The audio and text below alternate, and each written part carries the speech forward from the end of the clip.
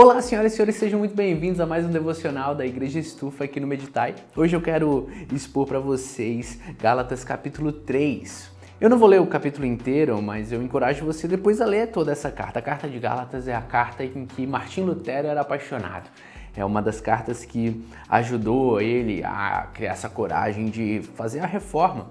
Uma carta que nos mostra esse evangelho da graça. Não uma graça barata, mas a graça do sacrifício de Cristo por nós. No capítulo 3, ele começa com Paulo dizendo: ó insensatos Gálatas. Essa frase é maravilhosa, né? Ó insensatos Gálatas. O que aconteceu com vocês? Se você vê o contexto da carta, eles tinham recebido o evangelho de Jesus, o evangelho do Cristo crucificado, mas em pouco tempo eles tinham voltado seus corações para a lei.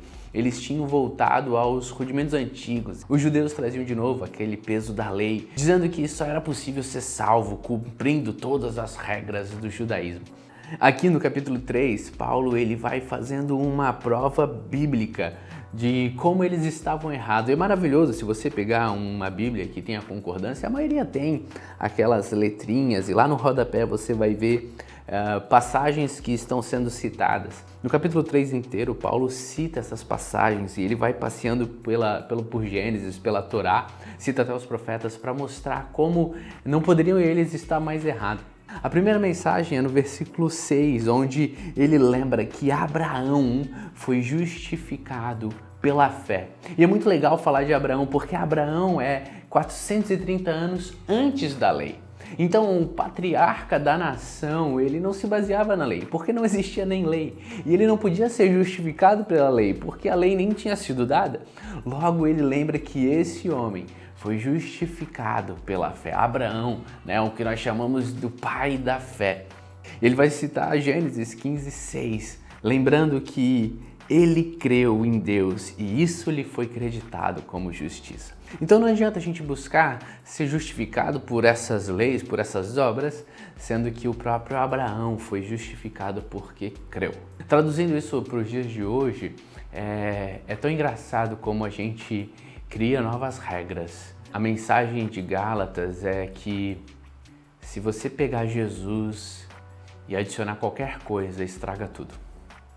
E essa frase eu acho que é bom a gente lembrar. Jesus e mais qualquer coisa arruína tudo. Porque o Evangelho é Cristo e Cristo somente. Uma das bases da reforma é o solas. Sola Cristo. É somente Cristo. E se a gente falar, não, olha, você tem que crer em Jesus, mas você também tem que nananã, mas você também tem que blá blá blá. E aqui é desde mas você também tem que pegar todos os rolês da Torá. Não, mas você também tem que se circuncidar. Mas você... E se você ficar adicionando esses mais, você arruína toda a mensagem, porque a mensagem é Cristo e apenas Cristo. Todo o demais vai ser uma consequência não para ser salvo, mas porque a gente foi salvo. E aí Paulo continua, depois de dizer, olha, Abraão não foi justificado pela lei, no versículo 10 você vai ler que a lei, ela condena a gente. O versículo 10 mostra que aqueles que se apoiam na lei estão debaixo da maldição, porque a palavra vai dizer que se você deixar de cumprir uma coisa da lei, você é maldito por toda ela. Então, não é simplesmente de, eu me acho bom, olha só como nós somos incríveis aqui, fazendo as coisas certas, mas ele está falando, não, peraí, se você deixar de cumprir uma coisa só, você é maldito por toda essa lei. E sabe o que é o legal? Faz um teste agora, rapidinho, me diz quais são os 10 mandamentos. Deus apareceu a Moisés, a terra treme lá e aí ele dá 10 mandamentos, quais são eles? E agora talvez você está ali se esforçando e aí talvez você esqueça de um e talvez se você está mais afiado você vai lembrar, mas de forma geral, vamos ser bem sinceros, a maioria de nós de cabeça não consegue nem lembrar dos 10. A gente teria que pensar, se esforçar muito para tentar chegar em 8, porque se a gente tem um ou outro que a gente sequer lembra. Só que tem um problema bem claro, não é sobre 10 mandamentos. A Torá vai nos mostrar 613 mandamentos, para muito além dos 10. 200 e poucos eles são positivos, são mandamentos que você tem que fazer, e outros 300 e poucos vão ser negativos. Evitem de fazer isso. Ainda assim, 613, a gente não lembra nem de 10, mas tem mais 603 para a gente cumprir. E se você deixar de cumprir um deles, você já é maldito. E aí Paulo está falando, olha, vocês querem voltar para a lei como se a lei pudesse justificar? Lembre que vocês sequer conseguem cumprir ela inteira. Como é que vocês estão voltando para isso, se isso mesmo vai condená-los? Essa maldita vontade que nós temos de merecer o céu. De dizer, olha, eu cumpro todas as coisas, como o jovem rico fala, olha, desde pequenininho a gente faz tudo que é certinho, olha, e aí a gente tenta criar uma imagem para si de merecedor, enquanto na verdade a boa notícia só é possível se a gente enxergar que a gente não consegue isso, a gente não consegue cumprir. A boa notícia só é possível se você olhar para o Antigo Testamento, essa antiga notícia, e falar, olha, eu tentei mostrar aqui para vocês, mas vocês não cumpriram, mas aí Paulo vai nos lembrar no versículo 13 que Cristo nos redimiu da maldição da lei quando se tornou maldição em nosso lugar, porque está escrito, maldito todo aquele que for pendurado no madeiro. Aqui está a lembrança, olha, não vai dar pela lei, mas não se preocupe, porque ele se fez maldição do nosso lugar. Cristo levou sobre si a nossa culpa. Eis aí o Cordeiro de Deus que tira o pecado do mundo. Se você continua o texto, então você pensa, ué, mas então se é Cristo, para que serviu a lei? Se você continuar a mensagem ali do versículo 15 em diante, Paulo vai mostrar que a lei mostra primeiramente a vontade de Deus. Quando a lei é decretada, ele fala, olha, essa é a vontade de Deus para o povo. Deixa eu explicar para vocês, existe um povo saindo de uma terra estranha, cheia de Deus, e ele fala, não, deixa eu mostrar como é que é. Hoje, nós, no Brasil, no mundo ocidental, a nossa cultura é totalmente baseada nesse ensinamento judaico-cristão. E quer você creia, quer você não creia, a premissa do jeito que a gente vive é baseado nessa palavra. Eis aí a lei que apontou para isso. No versículo 22, ela vai mostrar que essa lei expõe os nossos pecados. Ele vai mostrar que, olha, eis aqui a vontade de Deus. E aí a gente vai tentar se esforçar na nossa força para tentar cumprir ela e a gente não vai conseguir. E aí no versículo 22 e 24, essa lei mostra pra gente que a gente precisa de um Salvador. A lei, ela expõe essa vontade, a lei mostra, olha, vocês não conseguem, olha, é necessário um Salvador. Por isso que existe uma boa notícia. A boa notícia é que o Salvador veio. E aí eu quero ler agora assim com vocês, no 26 em diante, a finalização desse trecho. É muito legal, a gente pode entrar um pouquinho no 4, porque aí Paulo vai dizer, todos vocês são filhos de Deus, mediante a fé em Jesus Cristo. Pois os que em Cristo foram batizados, de Cristo se revestiram. Não há judeu nem grego, escravo nem livre, homem nem mulher, pois todos são um em Cristo Jesus. Se vocês são de Cristo, são descendência de Abraão e herdeiros segundo a promessa. Esses versículos aqui a gente lê hoje como, que legal, nossa, que fofo. Mas a verdade é que é maravilhoso, porque aqui a mensagem é que para a época é muito mais assustadora. Enquanto o judaísmo tentava ali se organizar, nós somos judeus, somos separados, aqui ele está falando, não existe judeu nem grego. Enquanto a gente fala hoje sobre princípios de igualdade, aqui ele está falando, olha, não tem nem homem nem mulher, pois todos são iguais em Cristo Jesus, não tem escravo nem livre. Numa época em um mundo que se organizava totalmente diferente, existe aqui uma mensagem revolucionária de unidade diante dos céus. Nós somos todos iguais. Ele continua no início do 4, digo, porém, que enquanto o herdeiro é menor de idade, em nada difere de um escravo, embora seja dono de tudo. No entanto, ele está sujeito aos guardiões, administradores, até o tempo determinado por seu pai. Assim também nós, quando éramos menores, estávamos escravizados aos princípios elementares do mundo.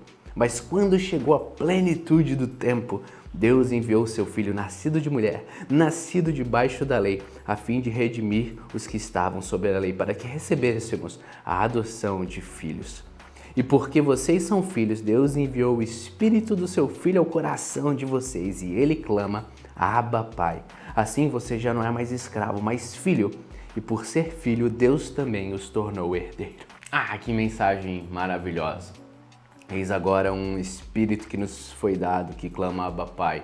Agora a gente se torna herdeiro desse Deus. O véu se rasgou, a gente tem acesso, a gente faz parte de um reino de cabeça para baixo, onde todas as coisas elas pesam de maneira diferente, onde tudo muda. Agora eu não vou cumprir uma série de regras para mostrar para um Deus que ele tem que me salvar. Agora eu sou constrangido por um Deus que me amou quando eu ainda era pecador. E agora eu faço porque eu amo. Eu tenho uma esposa e eu não lavo a louça para ela me amar. Eu não faço as coisas em casa porque, senão ela deixa de me amar. Moço, se tu não lavar a louça, não vou te amar mais. Não, eu faço porque eu a amo. Porque eu entendo que nesse relacionamento exige parceria, exige cumplicidade. E por causa que eu amo, eu faço. Isso é um exemplo muito bobo. Eu gosto de uma frase que me pega muito de Agostinho. Agostinho escreveu o livro Confissões, que você deveria ler. Mas é um livro bastante antigo, mas existem versões mais atualizadas e onde ele rasga muito o coração e ele escreve de uma maneira incrível. E uma das frases que eu amo é quando Agostinho fala: Senhor, a minha consciência não duvida, antes tem a certeza de que te amo. Feriste meu coração com a tua palavra, desde então te amei. A consciência não duvida, eu tenho certeza, Deus, que eu te amo. Essa palavra feriu meu coração e desde então eu te amei. Só que daí ele escreve uma frase depois, ele diz: mas o que eu amo quando eu te amo? E é com isso que eu quero terminar o nosso pensamento. O que você ama quando ama Deus? Às vezes a gente pegou Deus e criou uma estrutura onde a gente obedece umas regras, faz umas coisas, dá oferta, dizima, faz o jejum, oração do jeito certo. E aí Deus, por consequência, já que a gente fez tudo certinho, Ele nos abençoa. Deus é um título de capitalização. A gente investe e Ele dá um retorno. Às vezes Deus é o mágico da lâmpada que vai realizar os nossos desejos. Às vezes Deus é um cara meio assustador, que a gente tem que ficar distante, com medo de não fazer as coisas erradas, senão Ele castiga a gente. Às vezes a gente ama um Deus que é distante, um Deus que se parece com um diabo. Agostinho pergunta: o que eu amo quando eu te amo? Não dá para amar a Deus como você ama a sua esposa. Não dá para amar a Deus como você ama o seu time de futebol. Não dá para amar a Deus como se Ele fosse simplesmente um bro. Você tem que amá-lo como Cristo, como seu Senhor e Salvador. Isso muda tudo. Agora a gente começa a se relacionar com esse Deus. A gente tem que gastar tempo com Ele, a gente tem que se aproximar da sua vontade, não por imposição, mas por um desejo ardente de dizer: Deus, eu quero ecoar esse reino aqui, eu quero ser um reflexo dessa sua glória aqui. É tão mais difícil, não era mais fácil falar assim: olha, me diz quais são as regrinhas. É o jovem rico dizendo: Deus, Jesus lá, o que eu preciso para ser salvo? Faz isso, fechou. De repente, Jesus olha para ele e ama. É maravilhosa a passagem. Olha, falta uma coisa só. Vende tudo que você tem. Coloca Deus no coração certo, no lugar certo. Coloca Deus acima de todas as coisas. Porque quando você amar a Deus acima de todas as coisas, você vai amar a sua mulher do jeito certo. Você vai amar seus filhos do jeito certo. Você vai entender a sua própria posição.